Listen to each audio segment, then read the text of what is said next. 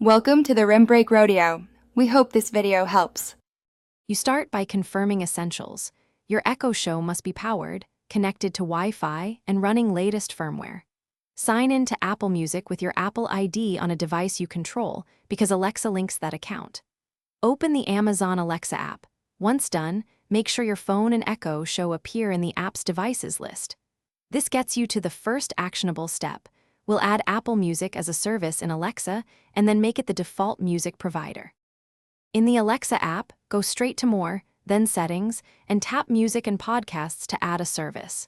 Choose Link New Service and select Apple Music. Follow the sign in screen and grant Alexa permission to access your library. Once the account is linked, make Apple Music the default so you don't need to say on Apple Music every time.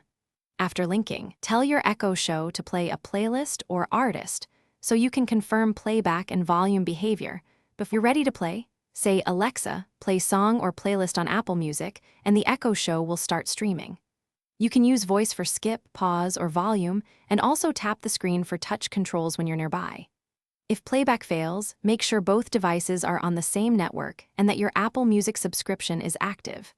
When trouble persists, unlink and relink Apple Music in the Alexa app, restart the Echo Show, and then try again. That usually clears authorization or networking glitches.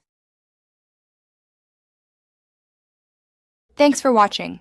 Consider subscribing if we helped you.